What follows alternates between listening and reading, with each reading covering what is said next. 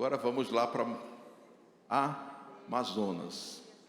Meus irmãos, antes de projetar as fotos, nós saímos daqui, fomos para Manaus, e de Manaus pegamos um voo para São Gabriel da Cachoeira, que são 1h20 mais ou menos de voo de Manaus, subindo, até chegar em São Gabriel da Cachoeira.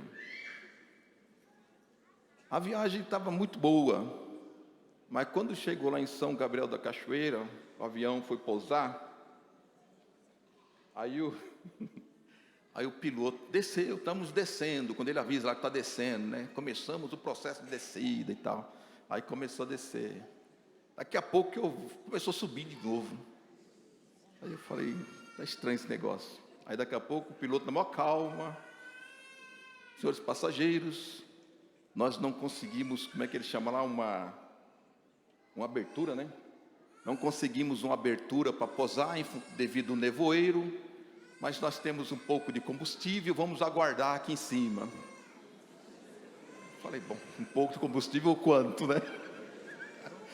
Aí ficamos 40 minutos lá em cima rodando, e o pior de tudo, que ele falou que estava em contato com a rádio da cidade. Eu falei, eu achei que ele ia estar em contato com a torre a torre lá de controle do aeroporto, né? Mas não, com a rádio da cidade. Aí quando o cara da rádio falar que o tempo está bom, ele vai descer. Tá estranho esse negócio, mas tudo bem. No final, descemos, mas já começamos assim. Chegamos lá em São Gabriel da Cachoeira, fomos recebidos pelos irmãos com muito carinho, estavam muito ansiosos pela nossa chegada lá.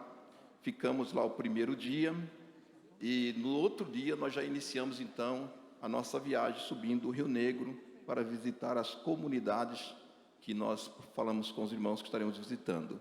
Vamos começar a projetar algumas fotos, elas estão meio fora de ordem, tá? Então eu vou falando de acordo com o que eu vou vendo lá. Eu não sou muito bom para organizar essas coisas de apresentação, não, mas pode ir lá.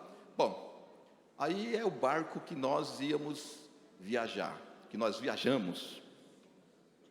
É um barquinho meio improvisado, porque hora de organizar a viagem, o irmão Valdeci, né, que é índio, é natural lá da cidade, conhece esse rio aí, de olho fechado, anda para cima e para baixo nele, e muita experiência.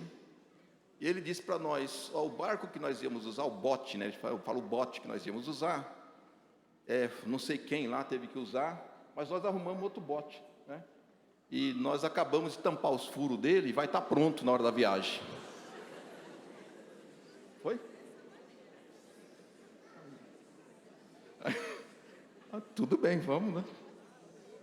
Vamos viajar. Ali os irmãos estão vendo algumas bombonas ali. Nesse barco vai os passageiros, 3 pessoas, o piloto e mais 2 ajudantes dele, que era o Valdeci, o irmão dele e o filho dele, o sobrinho dele. Só que tem que levar a gasolina dentro do barco, porque não tem posto de gasolina no meio do rio. Então nós vamos viajar 16 horas subindo, que 8 horas mais 8 horas, e tem que colocar a gasolina, e ele bebe para chuchu, 450 litros de gasolina dentro desse bote junto com a gente. Então pegaram as bombonas de 50 litros, encheram lá as bombonas, colocou tudo lá dentro. Falei, mas não tem perigo, não? Esse monte de gasolina aí com a gente dentro. Não, perigo não tem, né? Só explodir isso aí, mas vamos lá. E subimos, graças a Deus. Começou uma viagem muito boa. Paramos, acho que até parar para almoçar não teve problema não, né? Foi tranquilo, né? Paramos lá para almoçar.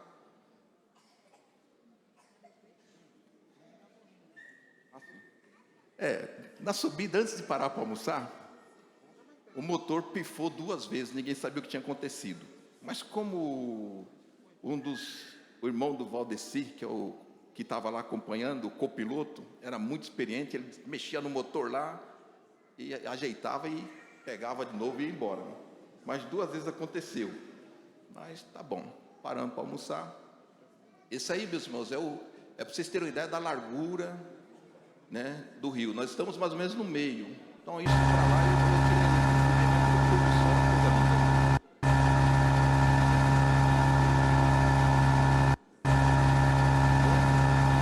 próximo. Aí nós chegamos para dormir. Não tinha quebrado ainda o barco. A primeira comunidade que nós chegamos, aí nos ajeitamos lá, já era meio tarde, e fomos dormir. E é assim que eles recebem a gente lá, tem um salão grande, você arma a sua rede e vai dormir. Então, dormimos nas redes. Essa é a comunidade, a primeira comunidade.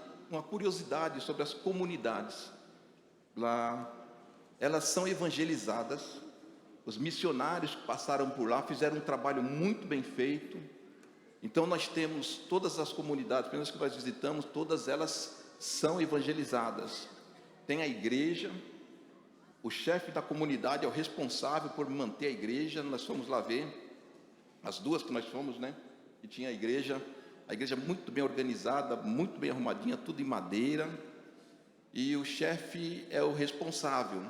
E o chefe dessa comunidade, chama o senhor Davi, ele falou comigo o seguinte: nós não temos, faz 3 anos que não vem um pastor aqui. Opa! Mas nós continuamos adorando a Deus, continuamos fazendo os cultos, fazemos a ceia, fazemos as festas, mas não vai pastor lá. E inclusive tem uma outra comunidade próxima lá, que é da igreja, que são batistas, né, da igreja batista. E ele disse assim: nós somos aqui da Assembleia de Deus, eles lá são batistas. A gente se reúne, faz as festas, faz a ceia, mas aí na hora de cultuar, de adorar individualmente, cada um faz o seu jeito. A gente gosta de dar glória a Deus, aleluia, eles não, mas eles fazem lá, a gente faz aqui, e quando faz a festa, faz todo mundo junto. Então, uma bênção, vê? Um senhor de mais de 70 anos, né? Que talvez nunca tenha ido numa escola, que nunca estudou teologia, a sabedoria de uma pessoa que é o ancião lá da comunidade, que seria o chefe da tribo. Hoje não fala mais tribo, mas o chefe lá da comunidade. Então, nós adoramos a Deus, adoramos a Deus, glorificamos a Deus, damos glória, damos aleluia. Agora, os abatistas não, mas eles fazem do jeito deles, nós fazemos do nosso jeito, e a gente se reúne para fazer as festas, fazer a ceia. Então, olha a sabedoria, né? Enquanto a gente fica aqui querendo bater no outro, eles arrumaram um jeito de viver em paz e adorar a Deus tranquilo, né? Sem precisar estudar teologia. Nada contra estudar teologia, mas estou chamando a atenção dos irmãos para ver como Deus tem cuidado deles, mesmo sem pastor, mesmo sem ir alguém lá para ensiná-los, para conduzir os cultos, eles vão fazendo. Mas eu quero já adiantar algumas coisas, depois eu vou comentando as fotos. Ali a igreja, olha que bonitinha, lá na comunidade. Comunidade Tedi, que se chama. Lá se fala o dialeto Igatu. A irmã Rose, cadê a irmã Rose? Está ali, isso, ali. Egatu. Engatu. É isso? Iengatu. Que ela mandou uma nota para mim, ela fez um trabalho sobre isso na Universidade de São Paulo. E esse é um problema lá, porque tem comunidades pequenas, 15 famílias, 20 famílias, aí você anda mais 2, 3 horas, chega numa outra comunidade, já é outro dialeto. Anda mais um pouco, já é outro dialeto. Então nós temos lá pessoas na igreja, na congregação, nós estamos lá, por exemplo, Valdeci e outros, que falam 3 ou 4 dialetos e conseguem acessar essas comunidades. Daí porque é difícil formar um missionário para ir para essa região. Primeiro, nós vamos mostrar as dificuldades, que vocês já estão vendo algumas, da geografia. Depois, os dialetos. Depois, a cultura deles, que é totalmente distinta, a forma de viver totalmente distinta da nossa. Então, alguns missionários até vão, mas fica lá um mês e volta para trás, porque não conseguem. Então, nosso caso lá, pastor Rivail é índio, em todas essas comunidades que nós visitamos, ele entrava, o chefe da comunidade conhece ele, conversou com ele, são familiarizados com ele, ele tem livre acesso às comunidades. Tá bom? Então, vou posicionando os irmãos à medida que for indo. Ali, ó. Essa foto aí, não sei se dá para os irmãos verem, ali é uma canoa, e as famílias andam assim, ó. Esse aqui é maior. É que não dá para ampliar. Dá para ver, meus irmãos, a canoa? Quanta gente dentro da canoa? Então, você imagina um rio, uma correnteza, todo esse povo dentro de uma canoa, e é assim que eles andam lá. A família vai para a cidade, ou vai de uma comunidade para outra, entra dentro desse negócio aí, um motorzinho, que eles chamam de rabeta, daquela de uma hélice, liga ali e vai embora. E não pode quebrar no meio do caminho, porque se quebrar, a correnteza leva esse negócio embora. Então, é um negócio complicado. Vamos lá? Ali é o trânsito, esse navio, esse barco, aí é um barco grande que faz transporte normal, todo o transporte lá é feito via fluvial, porque não tem estrada, tem que ser dessa forma. Então, ali é um dos barcos que transporta o pessoal. Aí, meus irmãos, nós continuamos a viagem depois que passamos nessa comunidade. Só que aí o motor não aguentou mais, pifou do barco que nós estávamos. Aí foi, encostamos lá no lugar aí, nesse lugar aí, e tentaram consertar esse motor, tentaram e não conseguiram. Aí falaram, bom, vocês vão ter que ficar aqui, e nós vamos ver o que a gente vai fazer. Ou vai remando, mas aí conseguiram um jeito lá que o motor só andava de ré. Aí eles viraram o barco, e foi de ré, mas naquela velocidade, né? Porque esqueceram de colocar óleo no motor. Fundiu o motor. Aí ficamos lá quanto tempo? Umas 3 horas? Aí ficamos lá no meio do mato ali mesmo, 3 horas mais ou menos. Até eles chegarem numa próxima comunidade. Aí daqui a pouco veio um senhor com uma canoa, deu a volta assim. Aí viemos buscar vocês. Aí entramos na canoa e fomos para uma comunidade, um missionário que está numa comunidade até nova, parece que está uma comunidade nova, e ele está lá trabalhando. Aí fomos na casa dele, preparou lá para nós um café com bolacha. A casa dele tem 3 paredes, o resto aberto. Então, é uma situação, mas é o jeito deles viver lá hoje. Tá? Para vocês terem uma ideia bem clara, assim, é como se fosse uma favela no meio do mato. Algumas mais ajeitadas, outras menos ajeitadas. Eu estou falando favela porque eu estou falando a estrutura, como é montado, as casas, né? Eles põem um bocado de madeira lá, de tábua do que tem lá, cobre lá com zinco, mais ou menos, e entra dentro. Eles não têm muita preocupação com fechar tudo. Algumas casas, são bem fechadinhas, mas são bem organizados. Mas é assim que eles vivem lá, né? Outra coisa que eu estranhei também é que eu achei que eu ia chegar lá tomar um suco de fruta da terra, né? Depois de viajar 8 horas, viajar 3 horas e meia até Manaus, 1h20 até lá, depois mais 8 horas de barco, eu tomar um suco de fruta. Aí fomos lá, tangue e bolacha. Aí, eu estou esclarecendo para os irmãos, mas estou tentando dar o máximo de visão do que é, tá? Aí eu perguntei para o irmão Valdeci, mas por que tangue com bolacha? Eu achei que tivesse alguma coisa natural aqui, né?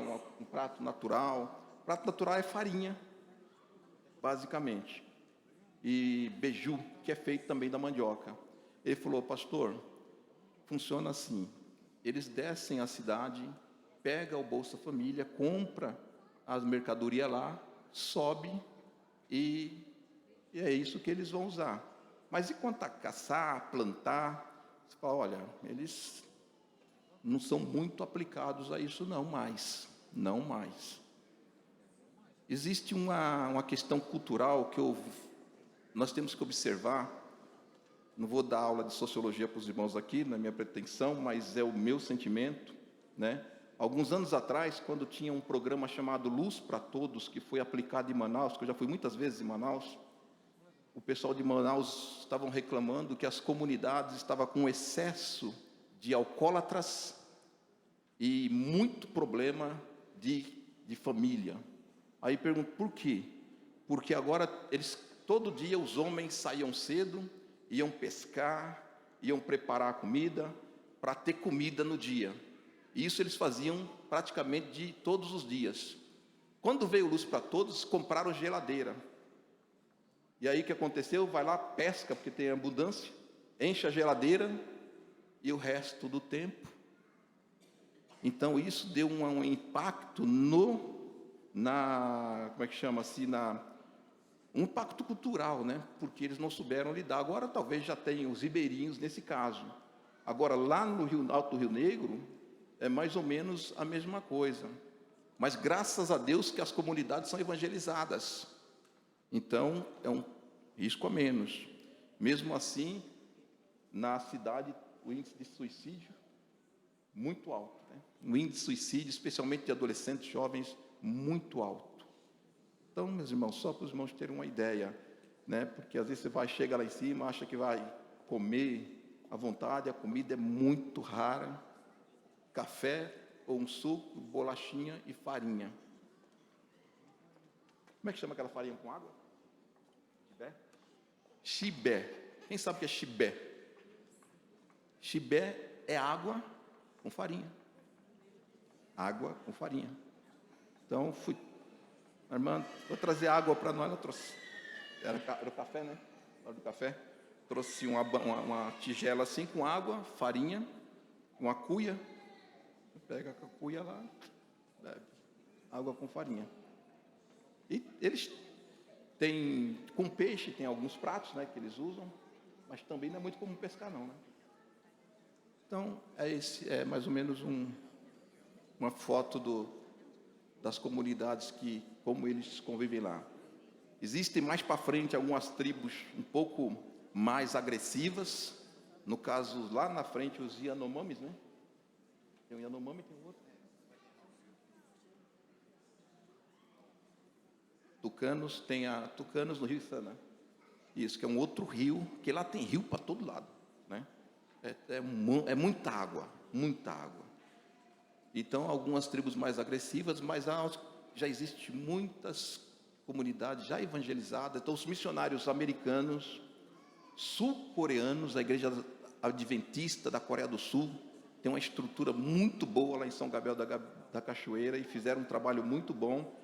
Tanto é que mesmo 3 anos depois, sem ir pastor na comunidade, eles continuam adorando a Deus. Então, mas a pergunta é, essa geração que foi evangelizada, ela vai passando. E os novos, será que vão conseguir manter? Sem pastor, sem apoio de igreja, sem alguém para estar indo lá instruir, sem a escola dominical, sem a teologia. Será que vão conseguir manter? Porque essa geração que está lá foi evangelizada. Então eles estão mantendo. E uma das comunidades que nós chegamos, inclusive, estava terminando o culto de oração, né? Estava o círculo de oração. Acho que vai aparecer uma foto aí das irmãs na porta, que nós chegamos, elas estavam saindo do culto de oração, que às sextas-feiras eles tiram para a oração. Vamos à próxima? Os irmãos estão entendendo o que eu estou falando? Pai Senhor, meus irmãos, o pastor Daniel fazendo café aqui. Acho que está ali nosso pastor presidente, pastor Clarismundo.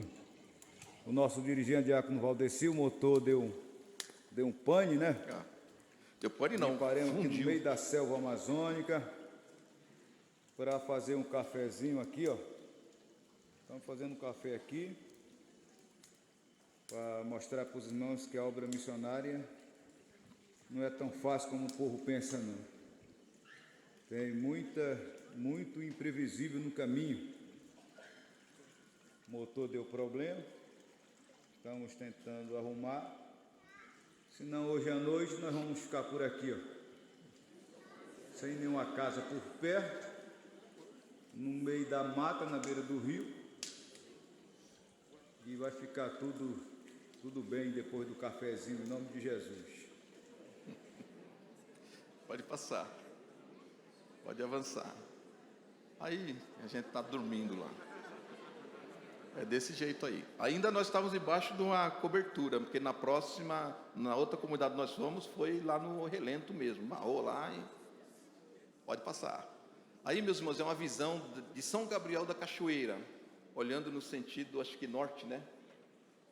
Então, aquela montanha lá atrás, como é que ela chama? A Bela Adormecida. Porque eles falaram para mim que quando você olha para ela, parece uma mulher deitada. Eu não consegui ver não, mas se alguém conseguir ver, diz que é a Bela Adormecida. Para vocês terem uma ideia da imensidão de água e de floresta. Pode seguir. Aí a igreja lá em São Gabriel da Cachoeira, é um barracão ainda, estão puxando as paredes por fora. E esses são os irmãos que estão congregando lá. Ali no meio de camisa vermelha e terno azul é o missionário. Ele colocou essa roupa para todo mundo saber que ele é um missionário mesmo.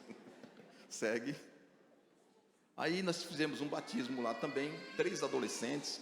Conversei com eles sobre o batismo, animados, igual os nossos adolescentes aqui, ó. Uma bênção. É Sara, né?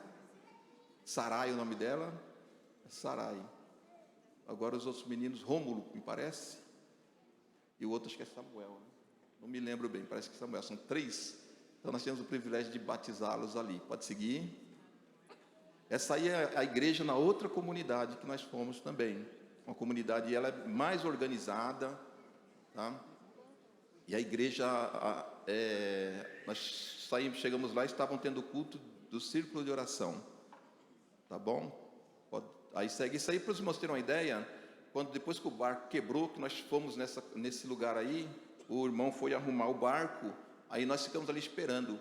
E chegou as mulheres com a colheita que elas foram fazer na roça lá, abacaxi e algumas coisas lá, mandioca. Então, para vocês terem ideia de como que elas transportam lá a mercadoria. É dentro da canoa mesmo. Pode seguir. Acabou? Não, é só essa, só? Tá bom, acabou. Ali, não, tem mais aí, ó. Essa aí já é lá no outro local onde nós ficamos, onde nós fomos dormir. Aí dormimos debaixo dessa cobertura aí, aberto mesmo. O segundo dia que nós dormimos, para depois retornar. E no retorno nós passamos em algumas outras comunidades. Tem mais? Aí, ó, o abacaxi lá. Ele deu de presente para mim. 2 abacaxi, estava bom, hein?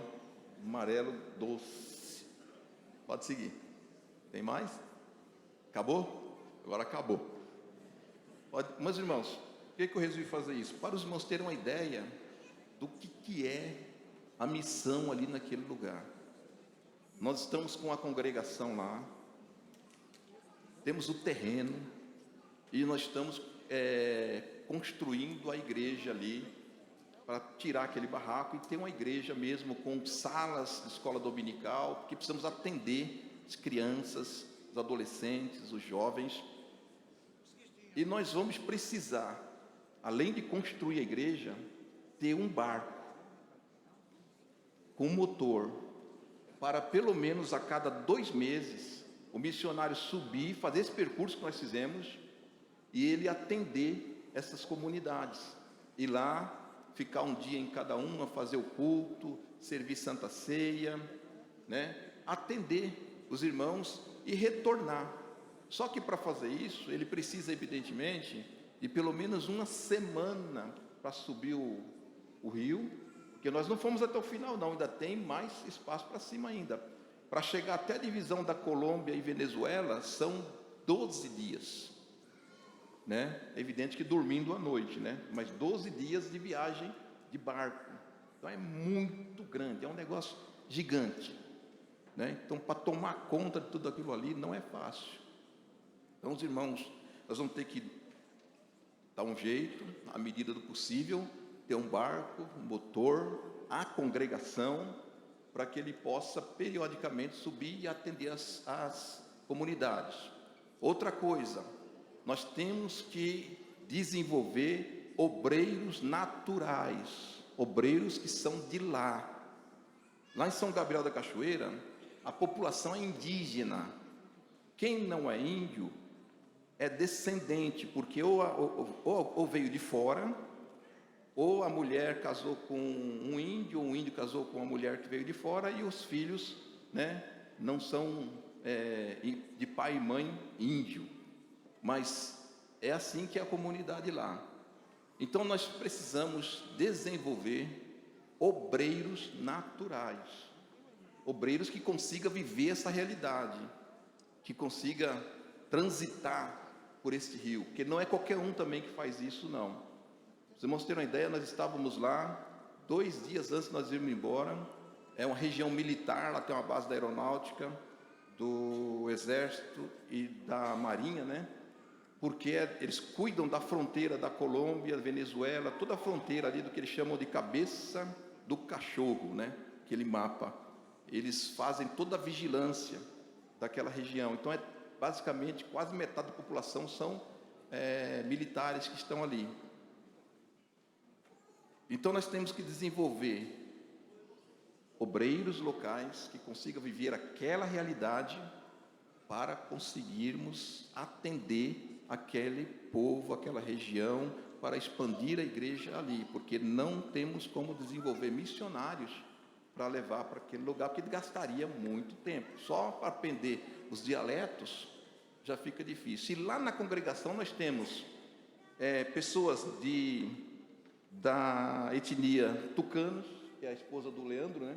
A esposa de um evangelista que está auxiliando lá. Ela é da etnia tucano, então ela fala a língua, a família toda lá, de lá.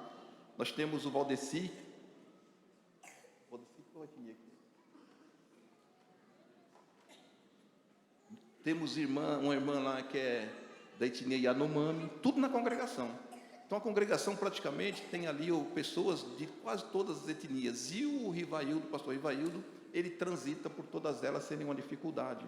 Então nós temos que aproveitar o momento e dar uma estrutura para aquele lugar, para que possamos ter ali um trabalho missionário que possa atender os irmãos que ali estão. E nós temos que fazer isso meio rápido.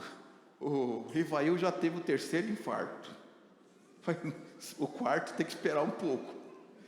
E interessante que no 3º infarto, não sei se eu contei para os irmãos o testemunho, ele teve infarto no meio da pandemia.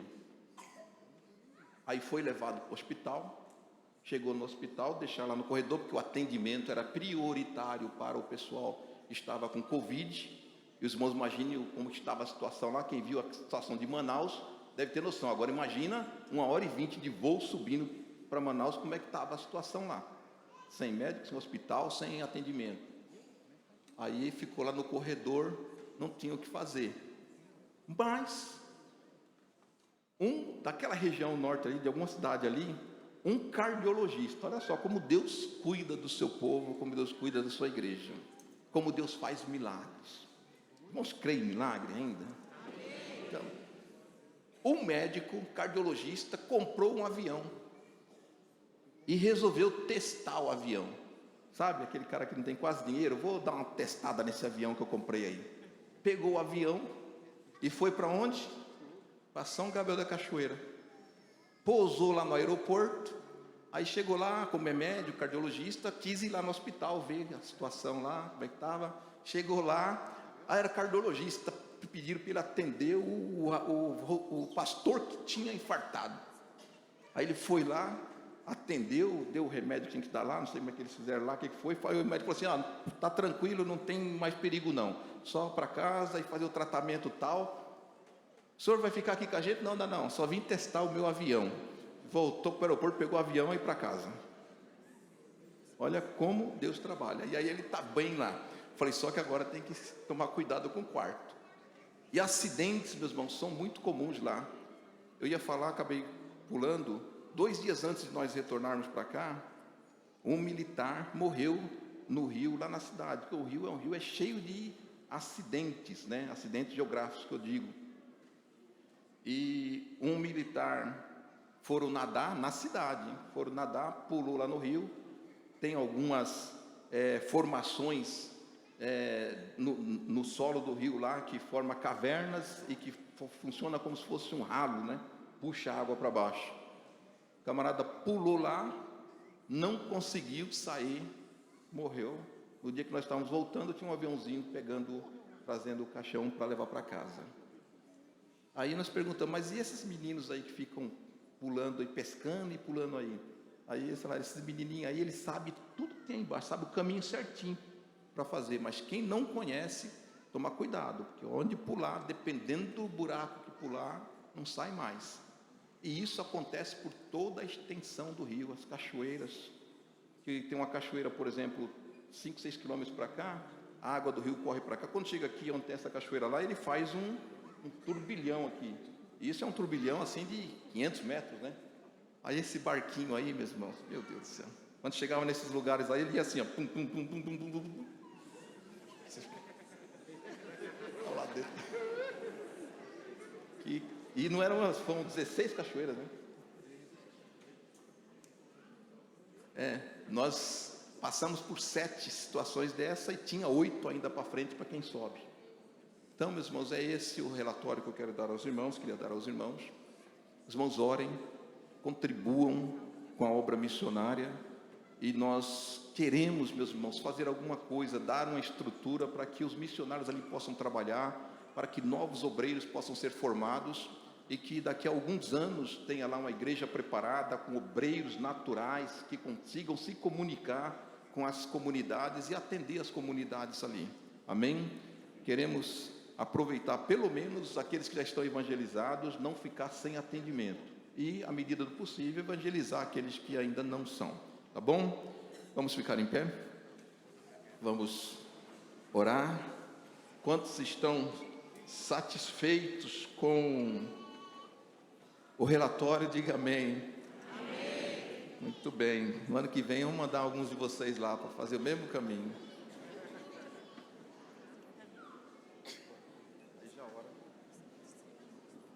Meus irmãos, paz do Senhor, eu queria só contar um detalhe muito importante para a gente estar orando.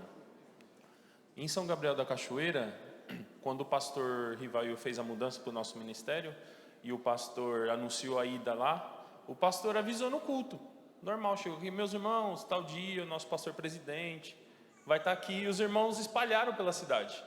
E esse comentário chegou na cidade de uma forma negativa, porque nenhum pastor presidente tinha ido em São Gabriel da Cachoeira, a não ser pedir voto. E aí começaram, é mentira desse pastor, é mentira do pastor, é mentira do pastor, e isso tomou a cidade, era mentira do pastor Rivail. E o pastor Rivail ficou quietinho.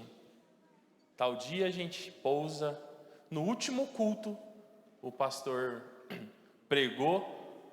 Quando a gente foi embora, na segunda-feira o pastor Rivail me chamou e falou assim, irmão Daniel, tinha 2 pessoas de 2 famílias diferentes na igreja ontem, e eles conheceram o pastor Clarismundo, que é o nosso pastor presidente, e eles pediram para mim ir na casa deles à tarde. O pastor disse assim, faz o seguinte, eu estou com o pastor presidente, dando ajuda para eles, eles estão indo embora amanhã cedo, na terça, então na terça à tarde eu vou na casa de vocês. E eles falaram amém, e o pastor Rivail foi. Quando a gente estava em Manaus na terça-feira, o pastor me ligou à noite e falou assim, irmão Daniel, sabe aquelas 2 pessoas que eu te falei que estavam lá? Lembro. Sabe o que eles me disseram? Falaram o seguinte, pastor, a gente viu que o senhor só estava falando a verdade, que o pastor presidente ia vir na nossa igreja. O pastor presidente pregou, ele fez o apelo, ninguém veio na hora aceitar Jesus.